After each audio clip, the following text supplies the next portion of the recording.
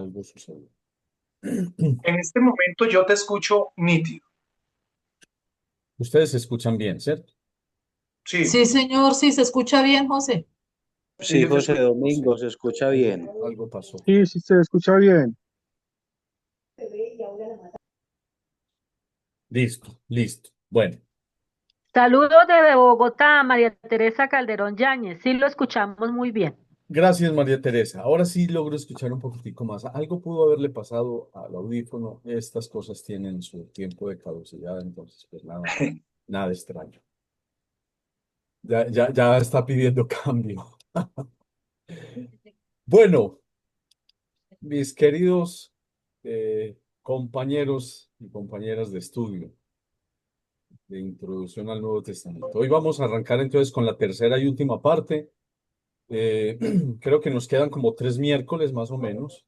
Vamos a tratar en estos 3 miércoles como por lo menos de sembrar inquietudes y de avanzar un poco en este camino del aspecto teológico del Nuevo Testamento. Recuerden que abordamos el tema histórico, tratamos de abordar el tema histórico así muy a grandes rasgos. Estos son estudios muy amplios. Los estudios bíblicos que se han desarrollado sobre todo en el último siglo, pues realmente y sobre todo desde la arqueología, mm, y desde la filología, desde la literatura, desde tantas otras disciplinas que han aportado estos estudios bíblicos, pues han dejado enorme información. Así que, pues, queda en nuestras manos seguir esa búsqueda. Pero recuerden, y sobre todo, siempre y en primer lugar, nuestro encuentro con el texto, con los textos. Eso es lo primero y fundamental, nuestro encuentro personal con el texto, con los textos bíblicos, con el Antiguo, el Nuevo Testamento, la Sagrada Escritura en general, en este caso de manera especial con el Nuevo Testamento, con los Evangelios. Recuerden la máxima de San Jerónimo cuando dice, el que ignora las Escrituras ignora a Cristo, diciendo en contraposición, pues que las Escrituras nos hablan de Cristo. Eh, Encontrarnos con las Escrituras es encontrarnos con Él. Entonces, partiendo en primer lugar y fundamentalmente de esa certeza, de esa realidad, de esa verdad, el encuentro con las Sagradas Escrituras, ese encuentro con Cristo, pues de ahí para allá que vengan todos los estudios que podamos realizar, ¿cierto? Pero siempre y fundamental y primeramente el encuentro con la Sagrada Escritura en clima de oración, en clima de meditación, eh, y ahí es donde está de ahí de esa práctica tan sencilla que tenemos en nuestras manos y acompañados obviamente por nuestras comunidades, porque es un encuentro personal, pero al mismo tiempo inserto en unas comunidades a las que pertenecemos, unas comunidades parroquiales, unas comunidades eclesiales, unas comunidades de evangelización, pastorales, qué sé yo, todas las comunidades a las cuales pertenezcamos y en las cuales encontremos un apoyo a nuestra fe.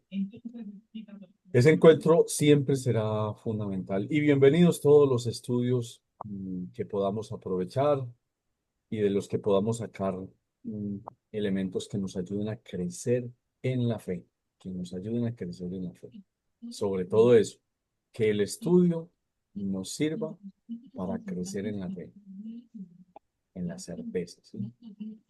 Yo voy a tratar de estar pendiente del chat porque como no estoy escuchando, entonces seguramente en algún momento me tendrán que decir algo o de pronto que no me estén escuchando, entonces yo voy a tratar de estar pues como muy pendiente del chat, ¿sí? Bueno, voy a tratar de abrir dos ventanas para que podamos leer al mismo tiempo el texto, los textos y la diapositiva. Bueno, como el tiempo es tan corto, pues prácticamente son 3 miércoles que nos quedan hoy y otros 2 miércoles. Entonces, pues vamos a tratar de hacerlo rendir lo más posible, aprovechar al máximo pues obviamente que nos queda material para mucho más tiempo, pero no nos quedan sino como unos 3 miércoles. Entonces, por lo menos que nos quede como la ruta, nos quede la ruta, el camino para seguir ahondando en estos temas. Vamos a tener en cuenta de entrada dos términos, dos conceptos que son fundamentales en la teología del Nuevo Testamento, que son el querigma y la memoria. Querigma y memoria. Listo, vamos a tener en cuenta esos dos conceptos. Antes de abordar estos dos conceptos, quiero leer esta cita para hablar un poco de lo que es la teología del Nuevo Testamento. Eh, Voy a partir de este texto de Lucas. Muchos autores, aunque no vamos a tener el tiempo, pero cuando lleguemos a Lucas hablaremos un poquitico más de eso. Pero muchos estudiosos hoy hablan de la primacía que Lucas le da al tiempo, la teología del tiempo en Lucas. Jesús es Señor del tiempo, de la historia. En ese sentido, quiero partir de esta cita que encontramos en Lucas capítulo 12, versículo 54, que de hecho fue un evangelio que hace unos días escuchamos en la liturgia de la iglesia. Dice así, decía también a la gente, cuando ven que una nube se levanta por occidente, al momento dicen, va a llover, y así sucede. Y cuando sopla el sur, dicen, hará calor, y así sucede. Hipócritas, saben interpretar el aspecto de la tierra y del cielo. ¿Cómo no interpretan, pues, este tiempo? ¿Por qué no juzgan por ustedes mismos lo que es justo? Bueno, solamente voy a quedarme aquí, ¿sí? Saben interpretar el aspecto del tiempo, voy a subrayarlo, el aspecto de la tierra y del cielo, ¿cómo no interpretan, pues, este tiempo? Fíjense que es muy interesante porque aquí Lucas es como si de alguna manera se adelantara al problema de la modernidad. El problema de la modernidad fundamental. Cuando hablamos del problema de la modernidad o cuando hablamos de la modernidad, estamos hablando de un periodo de la historia occidental que incluso hasta me parece muy curioso que justo el texto diga, cuando una nube se levanta por occidente. Y es muy curioso, ¿sí? Y entonces ya hoy uno pudiera decir, definitivamente el espíritu estaba aquí detrás de estos textos, previendo que Occidente daría primacía a la razón, ¿sí? En Occidente damos primacía al logos, a la razón, a la investigación, y toda esa primacía que en Occidente se le ha dado a la razón y a la racionalidad, confluyó en la modernidad y de manera especial en la Ilustración, en ese periodo que llamamos de la Ilustración, entre el siglo XVII, siglo XVIII, donde la razón lo era todo, ¿sí? Y bastaba la razón. Y desde esa perspectiva, la fe simplemente era una perdedera de tiempo. La fe es un mito, es fantasear, ¿sí? Porque la razón lo puede todo, lo es todo, ¿sí? Y de hecho, pues digamos que en Occidente ha habido como ese conflicto, esa tensión, llamémoslo así, esa tensión cultural, histórica entre la fe y la razón. Tomás de Aquino, hace 8 siglos, su logro, uno de sus grandes logros fue precisamente conciliar fe y razón en una época en la que todo era la fe y la razón era la esclava de la fe, ¿sí? Eh, Filosofía ancilla theology, filosofía esclava de la teología, se decía en la Edad Media, y otro extremo, y viene Santo Tomás y dice, no, hay que equilibrar tanto la fe como la razón, son dos caminos que nos llevan a la verdad. Entonces la historia occidental, digamos que se ha vivido en esa tensión. Entonces es muy curioso que aquí esta parábola nos diga cuando ven una nube que se levanta por occidente, al momento dicen, va a llover, y eso sucede. Y, y esto tiene que ver, obviamente, con toda la primacía que en la modernidad se le ha dado a ese desarrollo de la racionalidad, que entre otras cosas, pues ha originado todo ese desarrollo enorme de la ciencia, de las ciencias naturales, principalmente las ciencias naturales que se van a ocupar de todo el estudio del aspecto físico del universo y de la Tierra, ¿sí? Todo lo que tiene que ver con la observación, la medición, el estudio, la investigación del aspecto físico del universo, de la Tierra. Física, la geografía, la química, entre muchas otras, entre muchas otras. Eh, entonces, de alguna manera, este versículo es como si estuviera previendo ya esa realidad. Ustedes, cuando ustedes ven que viene una nube en el sur, dicen hará calor y así sucede. O cuando sopla el viento del sur, va a llover, etcétera. Ustedes saben interpretar muy bien. Y entonces, pues con mayor razón eso se aplica a la modernidad. ¿Sí? Digamos, las mediciones cada vez más precisas, cuando empieza a formarse un huracán y cuánto y por dónde va a pasar, etcétera. ¿Sí? Por mencionar, pues así como algunos ejemplos. Entonces viene la otra parte. Hipócritas, si saben interpretar, es decir, si saben estudiar de esa manera, si saben estudiar de esa manera el aspecto físico de la Tierra, si saben estudiar de esa manera el universo, ¿cómo no interpretan pues este tiempo? Porque aquí Jesús está hablando no solamente del tiempo en el sentido cronológico, en el sentido de la sucesión de horas, de días, de años, sino que aquí Jesús está diciendo, está hablando del tiempo como la sucesión de acontecimientos, pero sobre todo la intervención de Dios en el tiempo. Principalmente es eso a lo que apunta Jesús. ¿Cómo no? Es como si en el fondo Jesús estuviese diciendo, ¿cómo no interpretan la intervención de Dios en el tiempo? En el tiempo. ¿Cómo acontece Dios en la historia? Sería la pregunta que hay detrás de esta pregunta. ¿Cómo acontece Dios en la historia y cómo acontece Dios en mi historia?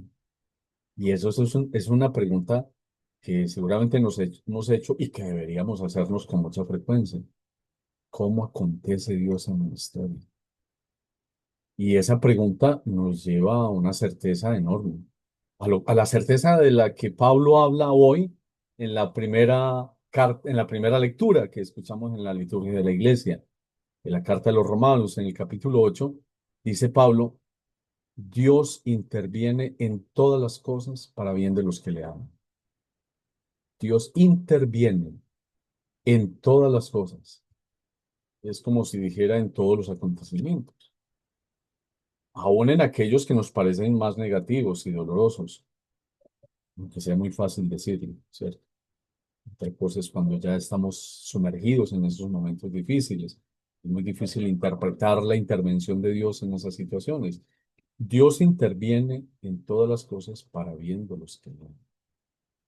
Entonces, el reclamo que hay, el reclamo interpretado. Bueno, gracias, Hernán. Gracias. Bueno, sí, algo sucede con mi internet.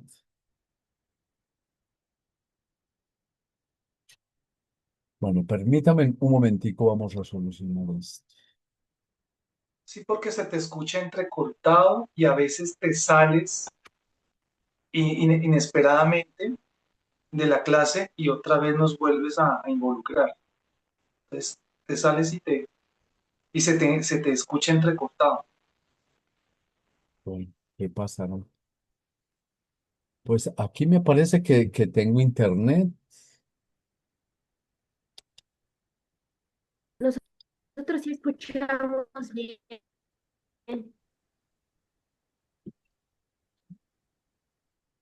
Si yo reinicio el computador, se acaba la clase. Es decir, podríamos volver a ingresar. Bueno, aquí dice alguien que escucha bien. Sí, es que se escucha bien. Sí, sí se escucha bien. Yo Sí, estoy sí, escuchando bien. Yo sí, también lo escucho bien, muy bien. Pero Yo también estoy escuchando bien. en este momento lo escuchamos a José Domingo bien, pero hay momentos en que de manera súbita suena como cámara lenta y nos saca del aula. ¿Quién sabe qué será? Pero José Domingo sigue a ver, no Hernán, usted es el reinicia. que no tiene señal. Pero Hernán, de Bueno, pronto el problema es de Se tu audio, escucha porque bien, se escucha perfecto. En Se este listo. momento, escucha Perfecto, bien, se perfecto, se escucha Todo, escucha. bien. Voy a todo, todo, continuar. todo el tiempo conti- se está escuchando perfecto, no hay ningún corte. Se Listo, escucha Sí, listo. bien. Voy a sí, continuar entonces. sí, sí, continúa. sigue. Continúa a ver. Listo, listo. Voy a ver, permítame un momentico, yo comparto pantalla. Sí, listo. Bueno, ahí están viendo la diapositiva y el texto, ¿cierto? Sí, Sí, hermano. sí, Bueno, Sí, Sí, ahí excelente, se señor. está Excelente, excelente. escuchando excelente, bien. excelente. Listo. Bueno, entonces dejo aquí la reflexión sobre este tema de Lucas 12, 54, 56. ¿Por qué hago esta introducción acerca de la teología del Nuevo Testamento partiendo de este texto de Lucas? Bueno, primero porque Lucas le da, digamos que un valor muy especial, un valor teológico muy especial al tiempo, aunque digamos que en el fondo todos los evangelistas lo hacen, ¿sí? Pero Lucas de una manera muy especial. Por ejemplo, de Lucas es, es original esta expresión, no está en ninguno de los otros evangelios. Este reclamo de Jesús de que sabemos interpretar el aspecto de la tierra, pero que nos cuesta mucho interpretar el tiempo, es decir, los acontecimientos y cómo acontece Dios en nuestra historia, es exclusivo de Lucas. Es exclusivo de Lucas esta interpretación, esta expresión. Entonces, aun cuando todos los evangelistas, obviamente, hacen una interpretación del tiempo. Entonces, lo que voy a decir es, para hacer esta introducción del aspecto teológico del Nuevo Testamento, es que en el fondo todos los autores del Nuevo Testamento lo que hacen es esto, ¿sí? Lo que hacen es hacer una interpretación de cómo acontece Dios en nuestra historia. Es lo que ellos hacen y lo ponen por escrito, ¿sí? Es decir, todos los textos del Nuevo Testamento, comenzando por los evangelios, continuando por las cartas de Pablo, las cartas pastorales, el Apocalipsis, la carta a los Hebreos, etcétera. Todos los 27 libros del Nuevo Testamento, desde que proceden en su forma de tradición, desde sus testigos oculares y se van transmitiendo en forma de tradición, de manera oral, hasta ponerse por escrito, todos ellos están sustentados desde esta realidad, desde esta verdad. Son una interpretación de cómo acontece Dios en nuestra historia. ¿Sí? Recuerden que de Lucas también, y más adelante, lo acabo de recordar aquí, no sé cuál cita es, y de pronto alguien me puede ayudar con esa cita. Recuerden que de Lucas también es esa cita cuando Jesús ya acercándose a Jerusalén. Aquí en este momento, en el capítulo 12, ya Jesús va camino a Jerusalén. Y más adelante, ya llegando a Jerusalén, Jesús llora viendo a Jerusalén. ¿Sí? Esa cita, ese pasaje tan conmovedor, Jesús, antes de llegar a Jerusalén, seguramente en algún alto, en algún monte alto donde podía divisar a Jerusalén, llora sobre Jerusalén y dice, creo así más o menos recordar, eh, cómo he querido yo reunirte como la gallina reúne a sus polluelos bajo sus alas, y no has comprendido el día de mi visita. No has comprendido, o sea, no has interpretado, no has entendido cómo Dios interviene en la historia, ¿sí? Entonces, esta cita de Lucas 12, 54, está profundamente relacionada con esa cita, con ese momento en el que Jesús, llorando sobre Jerusalén, dice, no has comprendido el tiempo de mi visita, el tiempo de la visita de Dios, el paso de Dios por la historia, que se da en Jesús, que se da en la persona de Jesús. Entonces, los testigos oculares de Jesús, los amigos de Jesús, quienes fueron llamados por él, quienes lo conocieron, a quienes se les transmitió esta experiencia hasta ponerse por escrito, entendieron el tiempo de la visita de Dios, el tiempo de la intervención de Dios en la historia. Y lo entendieron a la luz del Antiguo Testamento. Entonces, en ese ejercicio de interpretación, fíjese que este ejercicio de interpretación es un ejercicio que implica recordar también los textos del Antiguo Testamento. Recordar los textos del Antiguo Testamento y darse cuenta, recordar los textos del Antiguo Testamento, interpretar y a la luz, por supuesto, del Paráclito, del Espíritu Santo. Porque como Jesús mismo se los va a decir antes de partir, antes de irse, les va a decir, el Espíritu Santo les va a enseñar y les va a recordar, memoria, memoria, les va a recordar. Entonces, por eso esta palabra es muy importante, querigma y memoria. El Espíritu Santo les va a enseñar y les va a recordar todo lo que les he dicho. Entonces, en ese ejercicio de recordar, de rememorar las escrituras del Antiguo Testamento, porque pues como buenos judíos eran personas que escuchaban la Sagrada Escritura, la escuchaban en la sinagoga y que la leían, unos más, otros menos. Cuando digo unos más, porque de alguna manera tenían el oficio más directo de estar en contacto con el texto, como los escribas, como los fariseos, como los doctores de la ley o los maestros de la ley.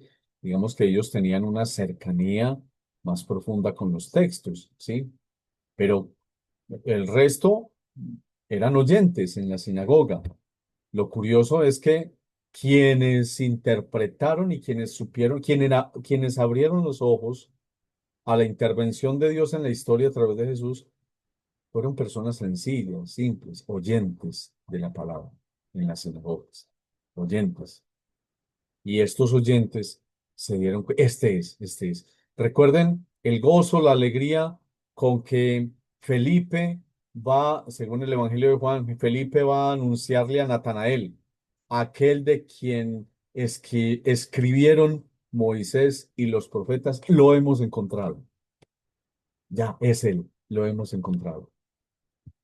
Ellos están cumpliendo esto que Jesús está diciendo aquí. Ellos han sabido interpretar este tiempo. Ellos han sabido interpretar este tiempo. Entonces, vuelvo ya para concluir esta primera introducción. Los autores del Nuevo Testamento han sabido interpretar el tiempo. No se han quedado solo en ese interpretar el aspecto físico de las cosas, del aspecto físico del mundo, del universo. Han ido más allá, han dado el paso de la fe, han abierto los ojos y se han y han interpretado este tiempo, la intervención de Dios en la historia a través de Jesús. Bueno, entonces, dejando entonces esta parte, esta introducción a partir de este texto, pues ahora sí, vamos a mirar un poquitico estas dos palabras, querigma y memoria, que de alguna manera ya eché mano de esta palabra memoria. Vamos ahora, entonces, mientras que el querigma va dirigido por su propia naturaleza a los que todavía no creen, a los que no han escuchado, para invitarlos a la fe, la memoria de Jesús es propia de una comunidad creyente y objeto de la catequesis. Voy a explicar esto. ¿Qué significan estas dos palabras y la relación estrecha que hay entre ellas dos? Entonces, recuerden que la palabra querigma seguramente que es un concepto que ya hemos estudiado en otras ocasiones. La palabra querigma, como así tal cual, significa primer anuncio. Es decir, que después de que Jesús ha resucitado, ha compartido con los discípulos y ha ascendido al cielo, ha sido llevado al cielo, empieza la predicación de los discípulos, de los apóstoles. y empieza la predicación hacia quienes no han conocido y no conocieron a Jesús. Esa predicación, esa primera predicación, es lo que llamamos el querigma, ese primer anuncio. Y ese primer anuncio lo encontramos en varios textos. Por lo menos deberíamos leer alguno de ellos. Podríamos, por ejemplo, leer Hechos, a ver, uno cortico para que, es que son discursos muy largos, pero podríamos decir Hechos 4:10 al 12. Hechos 10:4 al 12.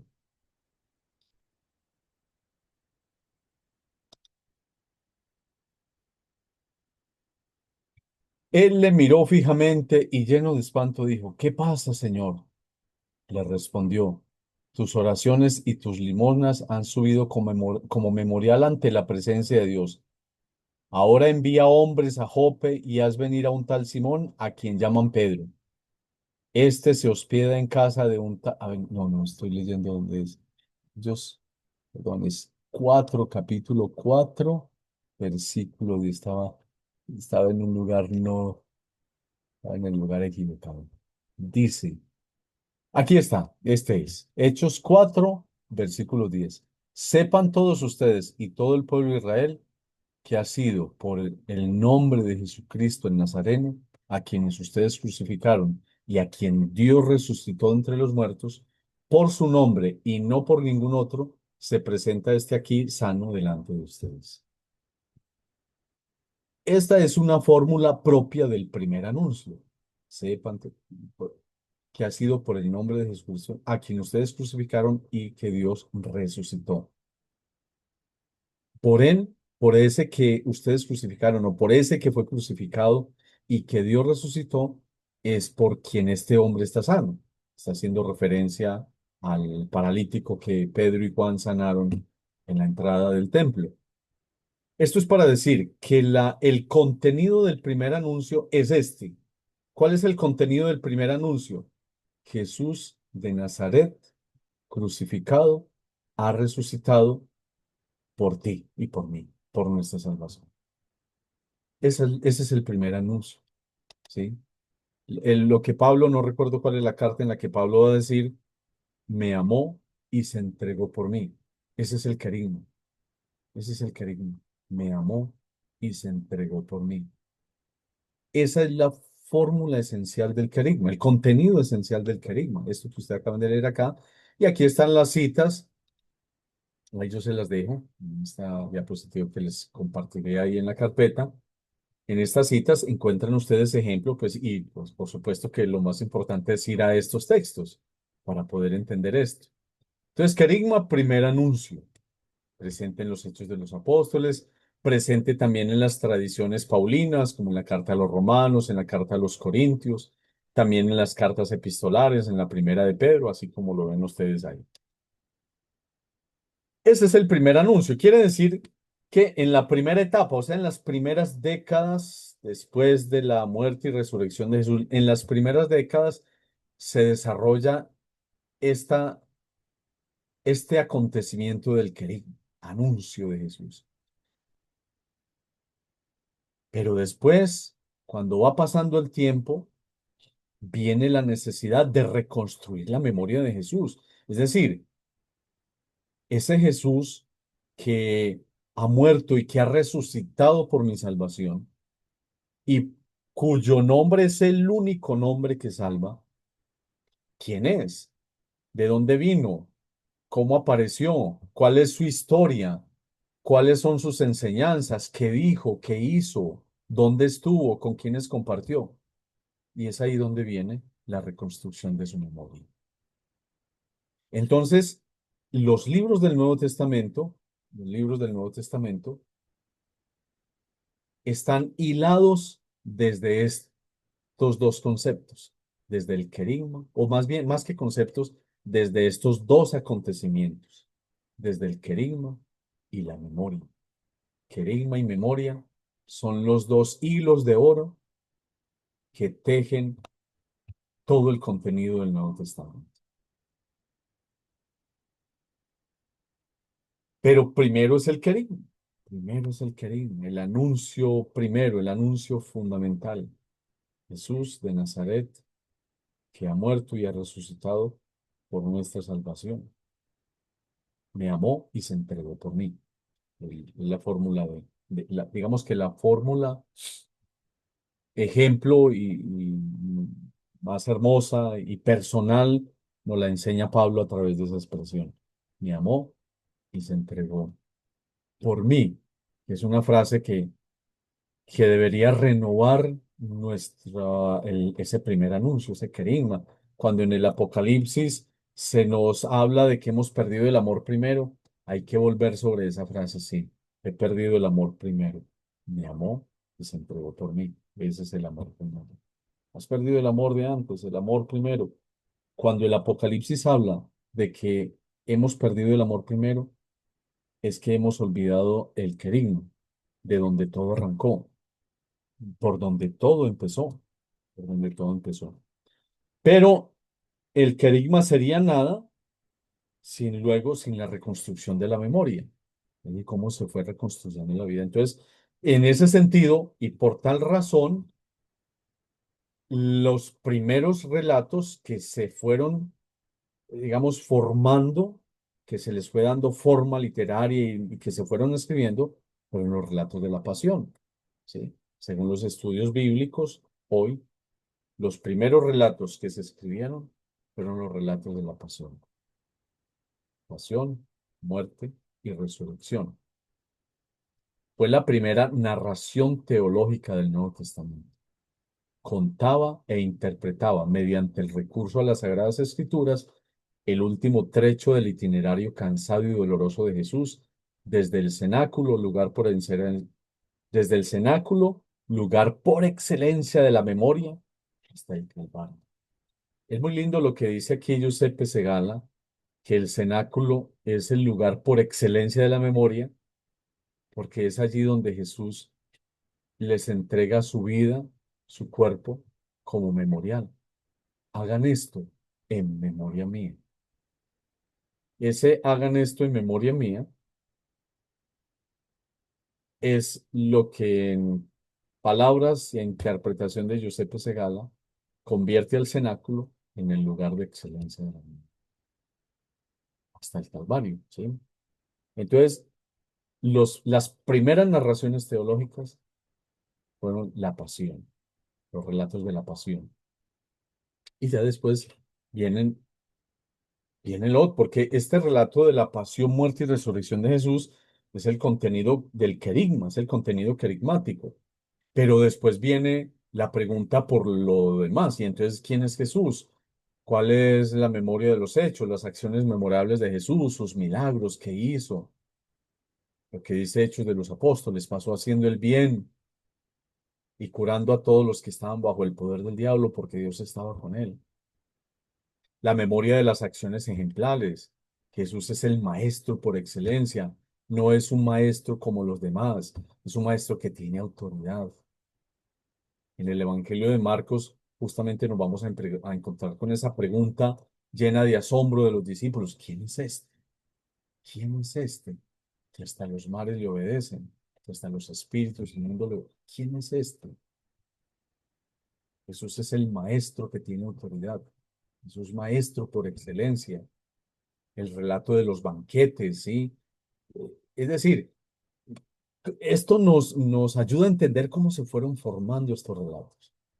Claro, porque estos relatos, pues se fueron compartiendo y se fueron transmitiendo por quienes los vivieron, por quienes los vivieron, por quienes vivieron con Jesús, quienes estuvieron cerca de él. La pregunta por sus discursos, entonces viene la memoria de sus discursos. ¿Cómo no recordar estos discursos? Además de que estos discursos, pues, vienen también sostenidos en la memoria por el Espíritu, que es el hermeneuta por excelencia, el Espíritu Santo. Y entonces es ahí donde los discípulos, claro, esto era lo que nos decía Jesús mientras estaba con nosotros. Claro, ahí está el Espíritu actuando. En ese sentido, pues vamos a tener desarrollos, desde ahí, desde esta perspectiva, desde esos dos acontecimientos llamados querigma y memoria, es como se van a desarrollar las teologías del Nuevo Testamento o la teología del Nuevo Testamento. Está bien decir teología o teologías, porque pues al fin y al cabo, por ejemplo, en el caso concreto de los evangelios, cada evangelio va a ser una teología. Marcos va a ser una teología, Mateo va a ser una teología, Lucas va a ser una teología, Juan, una teología profundísima.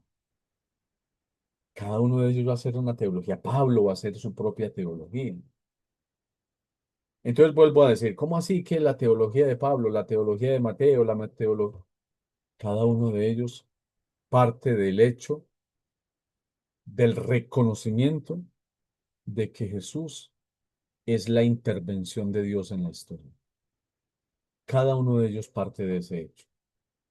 Jesús es la intervención definitiva y plena de Dios en la historia.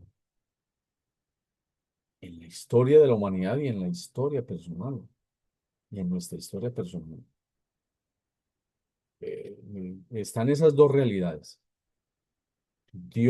Jesús es la intervención de Dios en la historia de la humanidad, pero también en nuestra historia personal. Porque esta intervención de Dios se dirige también a cada uno de nosotros. Por eso entonces Pablo, ahí es donde entendemos por qué Pablo, con toda razón, y no es ningún orgullo, ninguna frase de soberbia, no, Pablo está convencido de eso, me amó y se entregó por mí. Y con eso Pablo nos está diciendo, oye, cada uno se tiene que apropiar esa verdad. Y eso nos puede sanar, eso nos puede salvar en nuestro tiempo.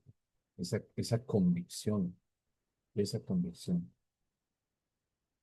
del querigma y de la memoria. Entonces, las teologías desarrolladas por cada uno de ellos y por quienes estén detrás de cada uno de esos nombres, Mateo, Marcos, Lucas, Juan, Pablo, Apocalipsis, es decir, las comunidades y las tradiciones que están detrás de cada uno de ellos, se formaron y se pusieron por escrito a partir de estos dos conceptos, querigma y memoria. Las tradiciones evangélicas y las carismáticas tuvieron su propio desarrollo en las diversas comunidades de la iglesia primitiva, ligadas a diversas personalidades apostólicas, Pedro, Mateo, Juan, Pablo, Santiago, Judas, y a diversos ambientes culturales, como el ambiente judeo-palestino, el ambiente judeo-helenista y también romano, hasta que llegaron a constituirse como redacciones y por tanto como teologías fundadas, sin embargo, todas ellas en la tradición de Jesús y en el querer.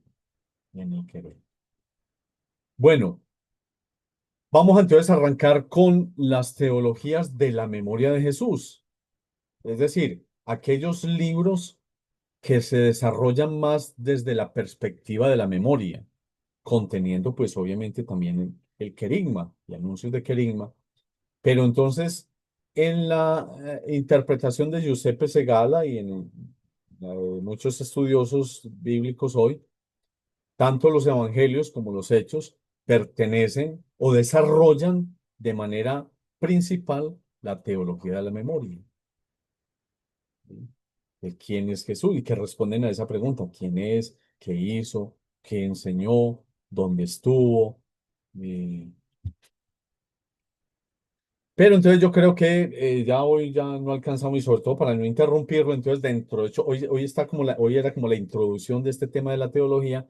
Dentro de 8 días analizamos la teología del Evangelio de Marcos, que es muy hermosa, y luego la teología, elegiría yo la de Juan. Y ya nos quedaría pendiente pues a todos como para el estudio ya la teología de Mateo y de, y de Lucas, o si estamos por aquí el año entrante, pues buscamos otro rato y las desarrollamos. Bueno, entonces dejo el espacio como de pronto para intervenciones o para que ustedes complementen o si hay de pronto algunas inquietudes o preguntas. Sí, José Domingo, dos preguntas que me parecen necesario hacerlas. Al comienzo, cuando tú hiciste la lectura de, el extracto de Lucas 12, 54, 56, Mateo 16, 2, 3 y Mateo 5, 25, 26, eh, también veíamos con Fray Iván eh, que los signos de los tiempos es una categoría teológica muy importante. Quiere decir que así como los evangelios, Mateo, Lucas, nos enseñan a discernir los signos de los tiempos, que es la irrupción de Dios en la historia del mundo y en la historia de la vida personal de cada uno, de la tuya y de la mía, pues esa noción de signos de los tiempos, nosotros como cristianos en los tiempos actuales, más que ahora, obviamente a la luz del Evangelio, estamos llamados a interpretar a través de la luz del Espíritu Santo, llamarlo y pedirle el discernimiento a Él para que podamos interpretar los signos de los tiempos actuales, ¿cierto? Eso sería, digamos, como la primera gran conclusión de esta introducción. No sé si esté bien o esté mal lo que estoy comentando. Ahora, lo otro, en cuanto tú decías lo del querigma y la memoria, el querigma, está claro que el querigma se produce a partir de la muerte y resurrección de Jesús. No puede haber un querigma anterior. Es decir, según lo que ustedes nos han enseñado, no podríamos hablar de querigma en el Antiguo Testamento, sino a partir del Nuevo Testamento. Así las cosas, la pregunta mía es, una de las manifestaciones del querigma también es el pasaje de los discípulos de Maús, porque digamos, porque digamos,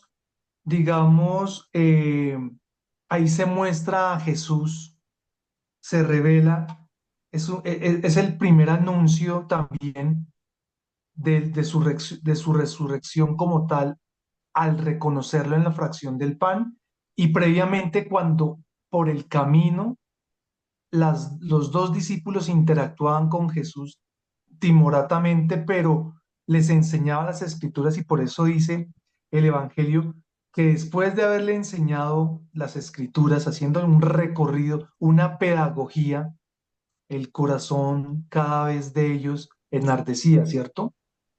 Esas serían las dos como pregunta y aporte. Gracias. Sí, sí, así. Pues empiezo por esta última. Ese pasaje que tú mencionas de Lucas 24 es un ejemplo de lo que significa eh, cómo se organizó de manera muy hermosa y profunda esa teología trabada entre el querigma y la memoria, ¿sí? Efectivamente, es decir, estamos hablando de Lucas que escribe después del año 80, es decir, muchas décadas después. Quiere decir que ya ha tenido mucho tiempo, estos textos han tenido mucho tiempo para madurar y por eso son tan preciosos y por eso son tan densos.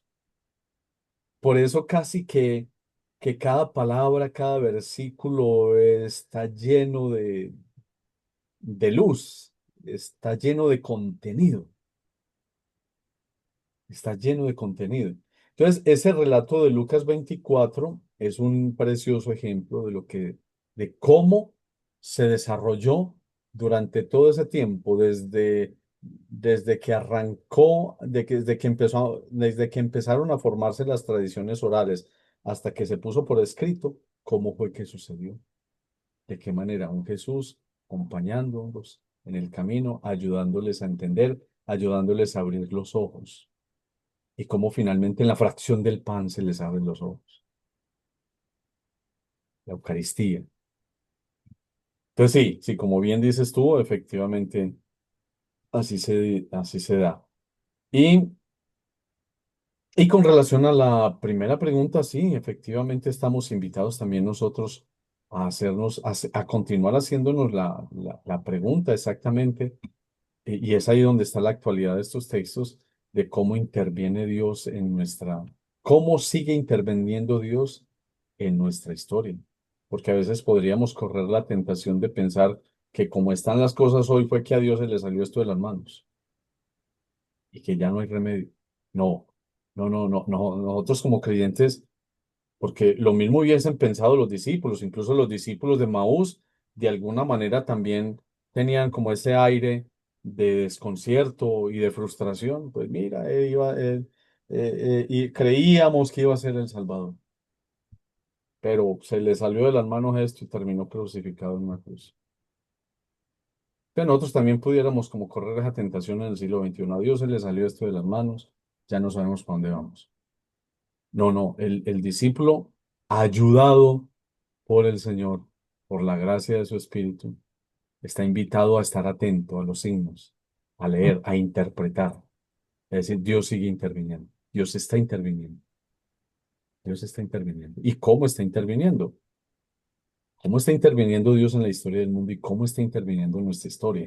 Es la pregunta que nos seguimos haciendo en el siglo XXI, los discípulos y discípulos de Jesús, y ahí es donde está nuestra tarea. Ahí está nuestra tarea, para seguir viviendo en la esperanza y para seguir comunicando esperanza. Jo- José, José Domingo, una última, qué pena, no resisto la pregunta. Tú decías que dentro del concepto de memoria están los discursos y dichos de Jesús. No entiendo cómo puede articularse o concretarse la memoria cuando, por ejemplo, Jesús, uno de los ejemplos de los discursos es el discurso del Sermón de la Montaña. ¿Cómo se puede entender ahí la memoria?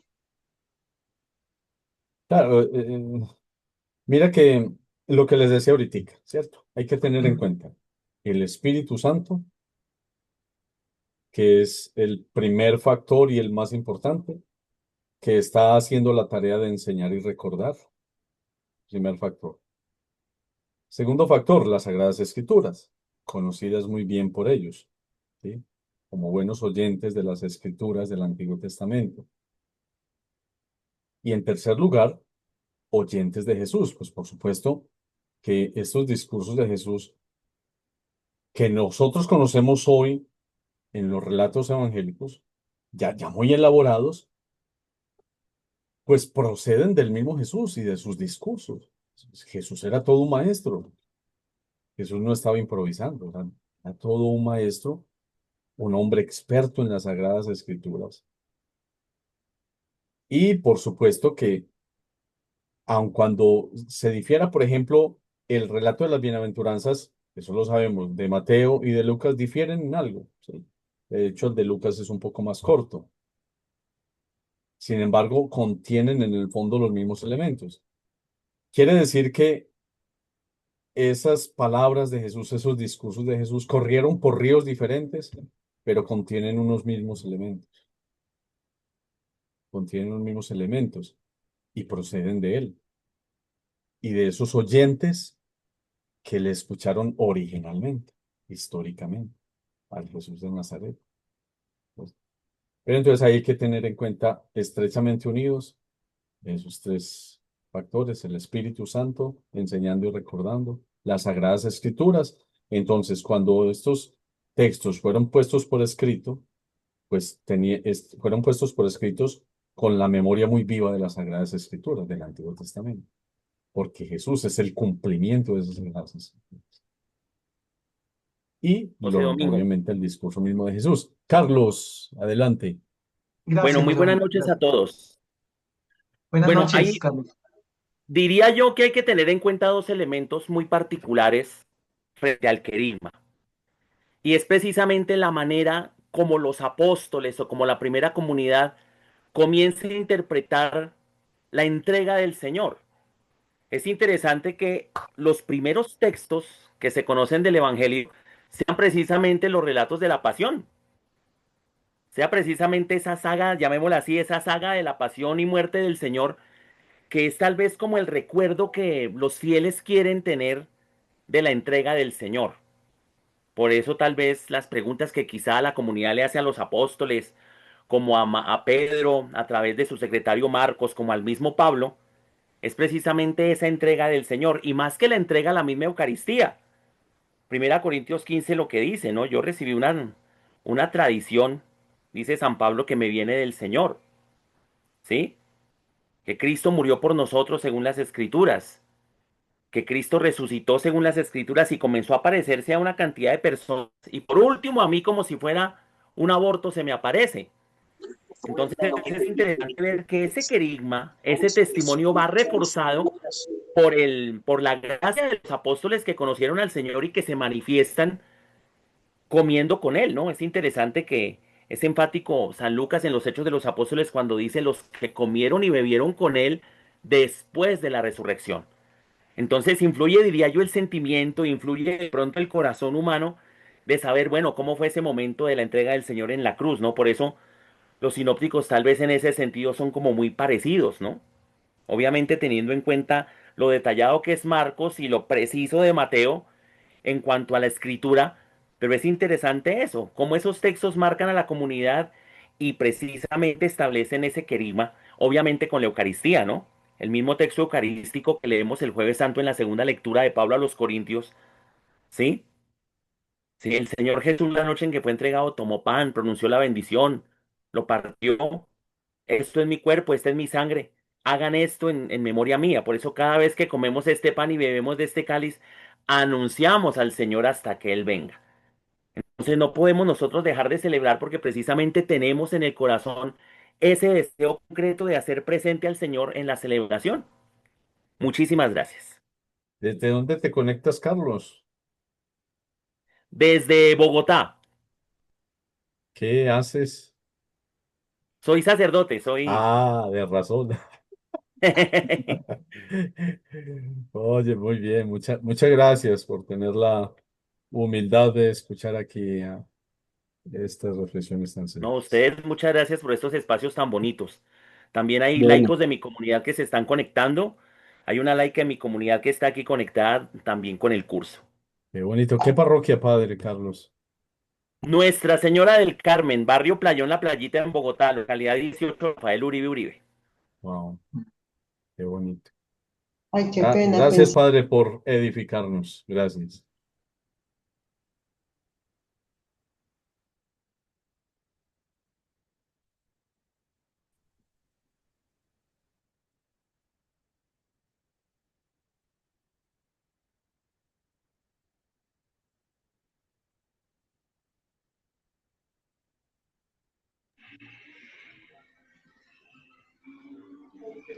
José Domingo, No no se se le oye, escucha. profe. Ah, ok, ya está. Ah, es que esto funciona Ahora sí, con el José. micrófono prendido, ¿cierto? Edgar, adelante. Gracias. Buenas noches, profesor, y para todos y todas. Profe, podemos decir también, bueno, mi pregunta es la siguiente. ¿Se puede decir que la memoria, la tradición oral, eh, juega un papel importante en las reglas de la memoria?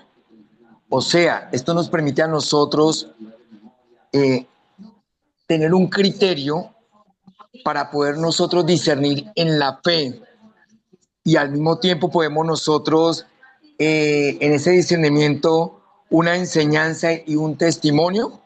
Gracias, profesor. Sí, Edgar, sí, efectivamente. Yo siempre te he dicho, Edgar, que tus preguntas contienen efectivamente la respuesta. Tus preguntas contienen siempre la respuesta, sí, efectivamente. Así es, esa memoria, eh, que es la memoria de Cristo, como lo decía el padre Carlos ahorita, es la que sostiene nuestra vida, nuestro anuncio y nuestro testimonio. Efectivamente, así es. Muchas gracias. Diego, Dieguito, Mi hermano, muchas gracias por esta riqueza espiritual en la cual uno todos los días uno agradece a Dios y mucho más en torno a la contextualidad. Me llama la atención, Domingo, el Evangelio de hoy. La pregunta que le hacen a Jesús en el Evangelio de hoy de según San Lucas, ¿cierto? Señor, son pocos los que se salvan. Entonces Jesús les dice y nos dice a todos nosotros, esfuércense por entrar por la puerta estrecha, pues os digo que muchos intentarán entrar y no podrán.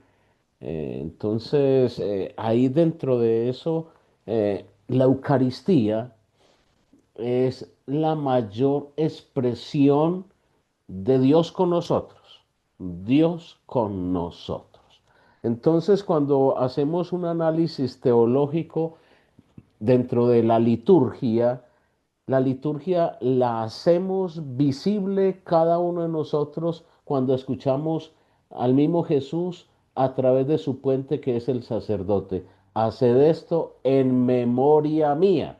Entonces, cuando uno hace esa teología interiorizada, pero también en el testimonio exteriorizado por parte de cada uno de nosotros los creyentes, ahí verdaderamente está la memoria actuando a través de nosotros. Sí, eso indudablemente porque acordémonos cuando San Lucas le dice y nos dice a todos nosotros, porque es el encabezado, recuerda mi querido Teófilo, ¿sí? Entonces, ese Teófilo somos cada uno de nosotros.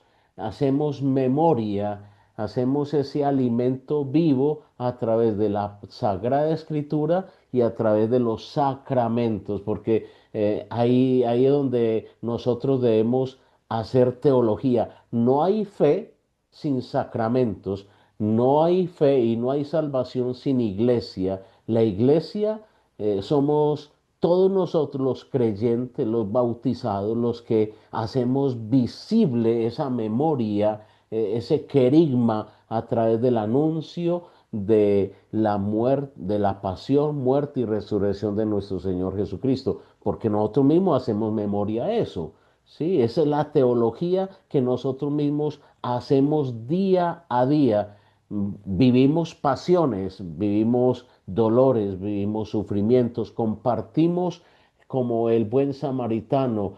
Acuérdate, Domingo, ese prefacio del tiempo ordinario.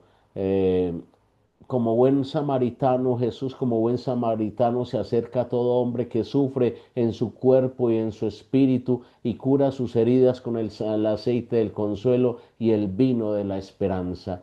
Entonces ahí es donde nosotros hacemos memoria, hacemos ese querigma y somos protagonistas con la ayuda y la fuerza del Espíritu Santo. Entonces ahí es donde nosotros hacemos realidad ese signo de los tiempos, es ahí donde nosotros compartimos con el que sufre, con la víctima de tantas violencias actuales que hay. Somos un bálsamo, somos portadores de ese óleo sagrado que Dios nos ha ungido para poder llevar esa misericordia, porque somos parte de artífices y constructores de esa misericordia. Gracias, mi hermano querido. A ti, Diego, por tus Profe, oportunas reflexiones. Efectivamente, somos protagonistas. Así es. Dios te pague, Dieguito. Carolina, adelante. gracias, profe. Un saludo para su merced, para todos los compañeros, los sacerdotes presentes. Desde Eh, Bogotá también. sí, sí, profe, yo estoy en la comunidad del Padre Carlos, el que acaba de Ah, participar. excelente. Sí, padre, ya Qué estamos bonito. colaborando, sí, señor, en la liturgia de la música, en la catequesis, bueno, ahí estamos siempre presentes. Sí, profe, pues me parece muy bonito el tema porque yo digo, Jesús es alguien que dijo, pienso en el ser humano, yo soy un ser humano llego a la tierra y quiero estar con ustedes de una manera que ustedes siempre me recuerden. Entonces, quizá una manera de interpretarlo en la actualización de la última cena, que es la Eucaristía. Él dice, "Oh, ¿cómo actualizarla? ¿Cómo actualizar? ¿Cómo hacer que cada Eucaristía sea única y siempre me recuerden? Pues con la comida, porque la comida es el centro para el motor que dirige a cada ser humano, que le permite tener esa energía, que le permite moverse, que le permite nutrirse. Y Jesús comía mucho porque él iba a eventos sociales, a reuniones, dijo, ve, a la gente le gusta comer, pues entonces yo me quedo en lo que más les gusta, que es el alimento. Y este primer anuncio dijo, no, no es el primero, siempre se actualiza, pero vienen muchos más por lo que el profe decía. Él habla en todas las edades, en todas las épocas, en todas las realidades. Él dice, listo, yo soy ayer, hoy y siempre. Y para que siempre me recuerden, siempre va a haber esa necesidad de que me escuchen, siempre. Entonces, ¿cómo me van a recordar siempre? Pues me actualizo con la vida que cada uno lleva, con la realidad que cada país conlleva, con darle el sentido real a la Eucaristía.